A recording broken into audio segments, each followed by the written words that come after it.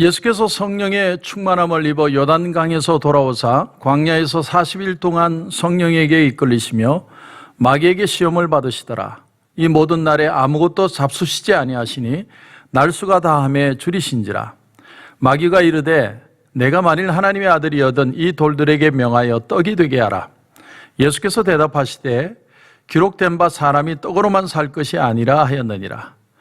마귀가 또 예수를 이끌고 올라가서 순식간에 천하만국을 보이며 이르되 이 모든 권위와 그 영광을 내가 내게 주리라. 이것은 내게 넘겨준 것이므로 내가 원하는 자에게 주노라. 그러므로 내가 만일 내게 절하면 다 내 것이 되리라. 예수께서 대답하여 이르시되 기록된 바 주 너의 하나님께 경배하고 다만 그를 섬기라 하였느니라. 또 이끌고 예루살렘으로 가서 성전 꼭대기에 세우고 이르되 내가 만일 하나님의 아들이여든 여기서 뛰어내리라. 기록되었을 때 하나님이 너를 위하여 그 사자들을 명하사 너를 지키게 하시리라 하였고 또한 그들이 손으로 너를 받들어 내 발이 돌에 부딪히지 않게 하시리라 하였느니라. 예수께서 대답하여 이르시되 주 너의 하나님을 시험하지 말라 하였느니라. 마귀가 모든 시험을 다 한 후에 얼마 동안 떠나니라. 아멘. 예수님은 공생애를 시작하시면서 세례 요한에게 세례를 받으시고 성령이 비둘기같이 주님께 임하고 주님은 성령에 충만하여 근데 그분이 어디로 가십니까? 광야로 이끌림을 받았다. 이렇게 성경은 표현을 합니다. 근데 성령 충만하셨던 주님이 하나님과 함께 하시는 그 자리에서 40일을 금식하며 기도를 하시는데 무엇을 받으시느냐 하면 시험을 받으셨다는 거예요. 사단의 시험을 받으십니다. 여러분, 우리가 뭘 알 수 있느냐면 우리가 신앙생활을 하면서 내가 하나님과 가까이 하였다고 해서 사단의 시험이 없다고 착각하면 안 된다는 거예요. 우리가 정말 신앙적인 사람인 자리인 그 순간에도 사단의 시험은 여전히 우리에게 있다라는 거예요. 그러므로 우리는 뭘 배워야 되느냐면 예수님이 과연 어떻게 사단의 시험을 이겨내셨느냐를 배우는 겁니다. 왜냐하면 그 속에서 하나님의 영광은 더 크게 드러나기 때문입니다. 주님이 광야에서 사단에게 받으신 첫 번째 시험은 육체적인 시험이었습니다. 육체적인 시험.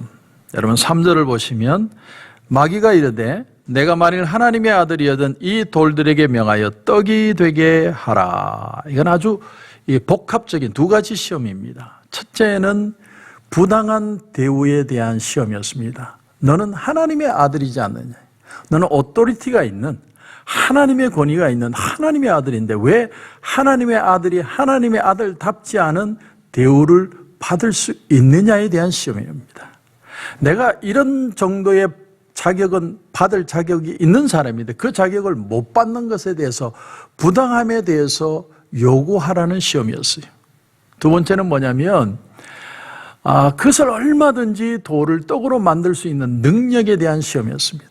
예수님은 능력이 없어서 돌을 떡으로 못 만드신 게 아니라 그 능력을 나타내므로 하나님의 영광을 드러내는 게 아니라 하나님의 뜻이 드러남으로 하나님의 영광을 드러내야 한다는 그런 아주 미묘한 그런 시험 앞에 지금 서 있다라는 겁니다. 자, 두 가지 시험이죠. 하나님의 아들이라는 그 오토리티에 대한 시험, 그리고 하나님의 능력에 대한 시험. 예수님은 어떻게 이 시험을 대처하십니까? 오늘 4절을 보시면 예수께서 대답하시되 기록된 바 사람이 떡으로만 살 것이 아니니라. 하나님의 말씀으로 산다. 예수님은 능력이 있는데도 하나님의 말씀으로 산다. 아주 중요한 교훈입니다. 네가 말씀으로만 살 수 있는 게 아니라 처세술도 필요하고 요령도 필요하고 세상 살려면 사람의 도움도 필요해. 우리는 얼마나 많은 그런 얘기를 듣고 있습니까? 그러나 하나님은 덫을 원하지 않았어요. 하나님이 있는 그대로의 모습으로 말씀 앞에 우리가 서기를 원합니다. 이스라엘 백성들은 40년 광야 생활을 하면서 하늘로부터 내려오는 만나를 먹고 살았습니다. 그것도 미리 주신 게 아니라 매일 내리는 만나였다라는 것. 매일 믿음의 테스트를 받았다고 하는 것.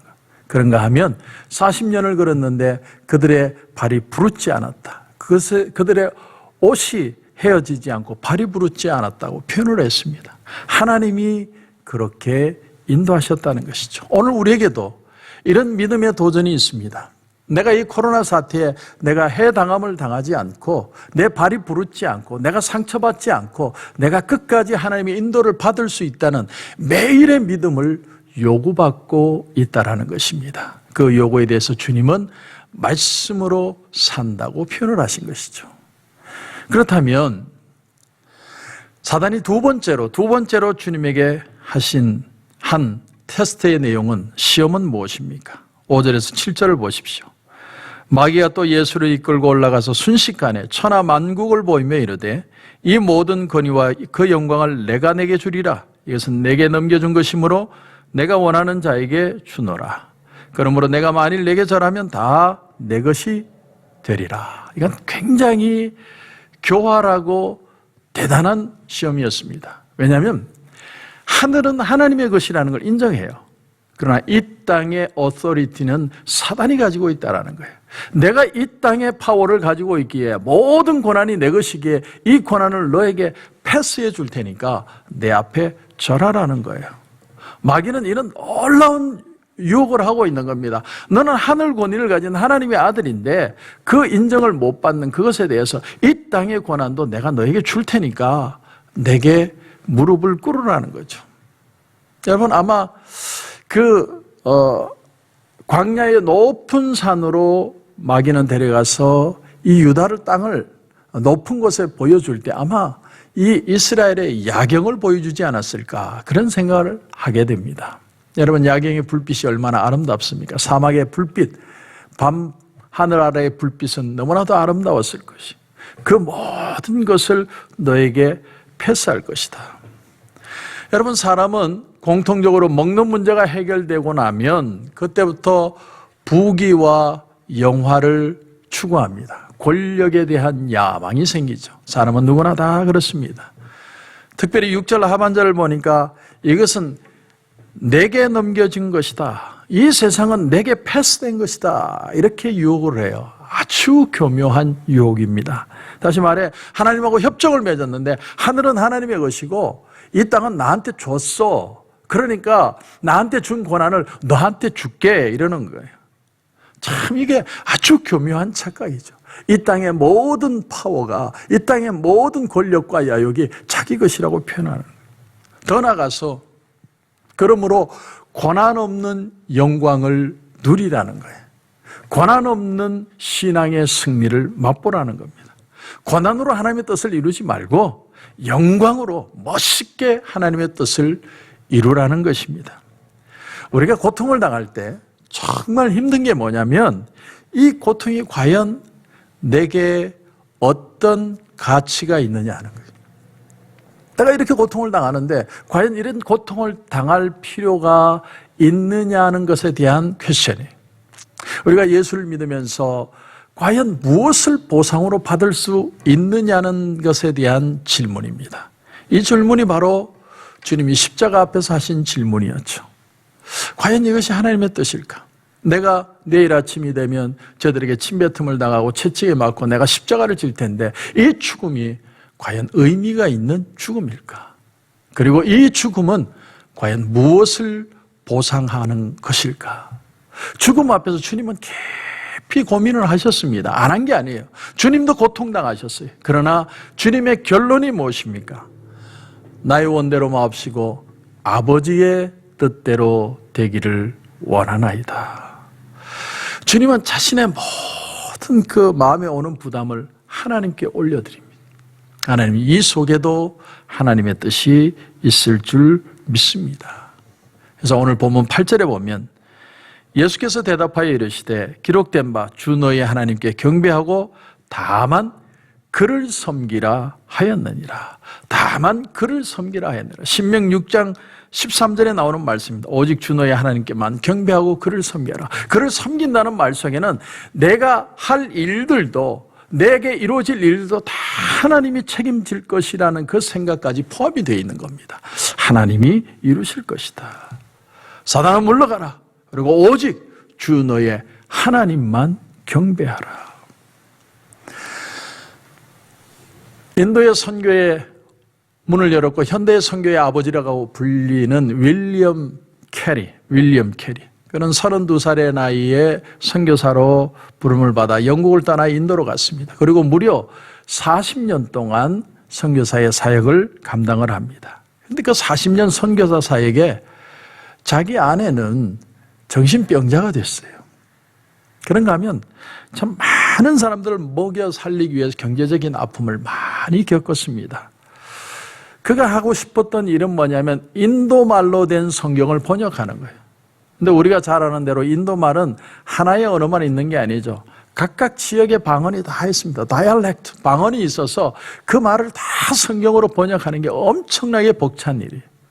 그러나 그는 그 일을 다 감당을 해냅니다. 무려 40년의 사역을 통해서. 그 비결이 무엇이었느냐 질문하는 사람에게 윌리엄 캐리는 이런 유명한 대답을 했습니다. The will of God, 하나님의 뜻, 하나님의 의지는 nothing more, nothing less, nothing else. 그렇게 표현을 했습니다. 하나님의 뜻은 그 이상도 아니고 그 이하도 아니고 그 밖에 그 무엇도 아니다. 그리고 이 고통 속에 바로 하나님의 뜻이 있다. 견디기 어려운 나의 실존, 나의 존재 속에도 하나님의 뜻은 있다. 하나님은 나를 사랑하신다. 하나님은 나를 사용하신다. 하나님은 나를 바라보신다. 나는 그 뜻을 다할 것이다. 이 사실을 믿었을 때 그는 끝까지 40년이라는 선교 사역을 감당해낼 수 있었다는 겁니다. 여러분 그렇습니다. 오늘 하나님이 정말 살아계신 하나님으로 우리가 믿을 수만 있다면, 그 하나님이 나의 하나님으로 지금 이 시간 나와 함께함을 믿을 수만 있다면 우리는 이 자리에서 침체하거나 좌절하는 게 아니라 우리는 꿋꿋이 계속 이 길을 걸어갈 수 있을 것입니다. 여러분 기억하십시오. 고난 없는 영광은 없습니다. 내가 찬란하게 아주 해피하게 이 과정을 통과하고 결론을 맺는 게 아니라 고난 속에도 하나님의 뜻이 있고 그 속에 하나님의 영광은 더욱더 빛이 나게 된다는 것입니다. 그것이 바로 신앙의 삶이다. 세 번째 마귀의 시험. 그것은 예수님을 이끌고 성전 꼭대기로 올라간 겁니다. 성전 꼭대기로. 여러분 9절에서 11절까지를 보시면 또 이끌고 예루살렘으로 가서 성전 꼭대기에 세우고 이르되 내가 만일 하나님의 아들이거든 여기서 뛰어내리라. 기록되었을 때 하나님이 너를 위하여 그 사자들을 명하사 너를 지키게 하시리라 하였고 또한 그들이 손으로 너를 받들어 내 발이 돌에 부딪히지 않게 하시리라 하였느니라.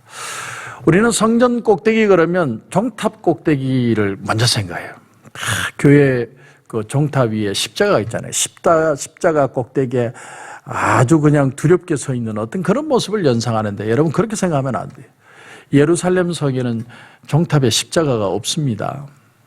그런 게 없어요. 그럼 뭘 말하느냐? 예루살렘에는 뜰이 있고 그리고 성전에 뜰을 둘러서 감싸고 있는 성벽이 있습니다. 아마도 예루살렘 성전 꼭대기라는 것은 성벽을 가리킬 겁니다. 그 성벽에 올라가면 그 사람들이 걸어 다닐 수 있는 성벽의 두께가 있겠죠. 거기서 바라보면 수많은 사람들이 그 밑으로 지나갑니다. 저도 가보니까 엄청나게 많은 사람들이 예루살렘 성전에 들락달락합니다. 그 앞에서 예수님이 뛰어내렸을 때 아무 다침이 없이 사뿐히 슈퍼맨처럼 내려앉으면 얼마나 예수님이 영광을 받겠습니까? 지금 사단은 그것을 유혹하고 있는 겁니다. 너 하나님의 아들이잖아. 그러니까 하나님의 아들의 능력을 보여줘야 되지 않느냐. 예수님의 영웅 심리를 자극하는 겁니다. 여러분 뭘 말합니까? 무시당하지 말고 하나님의 아들이라는 그 어소리티를 드러내 보이라는 겁니다. 여러분 우리에게 찾아오는 유혹이 그거 아닌가요? 우리 신앙이 좀 무시당하지 않았으면 좋겠다는 겁니다. 이렇게 어려운 시대에 코로나 바이러스 사태에 정말 교회가 멋지게 드라마틱하게 반전되는 역사를 세상에 보였으면 좋겠어요. 정말 우리가 기도하고 하나님 앞에 매달렸더니 암덩어리가 떨어져 나가고 이 코로나 바이러스가 눈 깜짝할 새에 어디 있냐는 듯이 우리가 알지도 못한 것처럼 사라졌으면 좋겠어요. 오늘 기도했는데 오늘 기적이 일어나더라. 막 세상에 그렇게 라디오로 뉴스로 그렇게 선포했으면 좋겠어요. 그렇게 멋있는 인생의 역전을 우리가 신앙을 통해 발견하고 싶습니다. 그런데 하나님이 그렇게 하지 않으시는 거예요. 오늘 12절을 보십시오. 12절을 보시면 예수께서 대답하여 이르시되 주 너의 하나님을 시험하지 말라. 참 멋있는 말씀이에요. 하나님을 시험하지 말아라. 그 시험하지 말라는 말 속에는 예수님이 능력이 없어서 그 일을 못한다는 게 아니라 하나님의 더 깊은 뜻이 있다는 것을 우리에게 암시하고 있습니다. 너 지금 이렇게 힘들다고 굶어 죽지 않아. 너 이렇게 고통당한다고 코로나 사태로 네가 어떻게 되지 않아. 지금 당장 내일이 보이지 않고 모든 문을 클로저 한다고 해서 너의 삶이 없어지지 않아. 신앙은 계속 가는 것이고 교회는 계속 가는 것이고 하나님의 역사는 계속 갈 거야. 하나님이 이 고난을 통과한 후에 우리의 죽음 이후에 부활의 새 아침을 맞게 해 주실 것이다. 여러분 기억하십시오. 사단은 계속해서 우리의 욕망을 절대적으로 믿게 합니다. 내 욕망을 취하는 것이, 고난 없는 것이, 그것이 신앙의 진정한 해피라고 우리에게 얘기를 합니다. 그러나 성경은 분명히 얘기합니다. 우리는 고난의 과정을 묵묵히 걸어서 갑니다. 누구와 함께? 예수 그리스도와 함께. 그러나 못 걸어갈 것 같지만 옷이 헤어지지 않고 발이 부르지 않고 40년 동안 광야에 만나가 내리는 기적을 우리도 경험하게 될 것입니다. 그것이 바로 말씀의 능력이라는 겁니다. 그러므로 주 너의 하나님을 시험하지 말아라. 하나님의 말씀의 능력은 오늘 이 시간에도 우리 가운데 나타나고 있습니다. 사랑하는 성도 여러분, 우리 끝까지 걸어갑시다. 하나님이 반드시 그 모든 것이 이루어지는 날 모든 비밀을 우리에게 깨닫게 하실 것입니다. 그 은혜가 저와 여러분 가운데 풍성하시길 주님의 이름으로 축원합니다. 기도드리겠습니다. 하나님 은혜를 감사합니다. 주님에게 다가온 마귀의 시험은 너무나도 교묘하고 너무나도 집요하고 너무나도 유혹적이었던 시험이었습니다. 예수님이 하나님의 아들이라는 것을 교묘하게 파고들어서 예수님의 오토리티와 예수님의 파워를 사용하게 하려는, 그러나 주님은 끝까지 말씀 안에 계셨고 주 너의 하나님을 시험하지 말라. 하나님이 이 고난을 통해 함께 하심과 마지막에 드러내실 그 역사들을 주님은 오히려 바라보고 계심을 우리가 발견하게 됩니다. 우리가 코로나 사태 속에서 여러 가지로 염려하고 걱정하지만 우리는 묵묵히 한 발씩 한 발씩 주님을 따라가는 것을 배우게 하여 주시옵소서. 그래서 기어코 이루어내시는 하나님의 크고 비밀한 것들을 발견하게 하여 주시옵소서. 주님께서 큰 은혜로 응답해 주실 줄 믿고 예수님의 이름으로 기도드립니다. 아멘.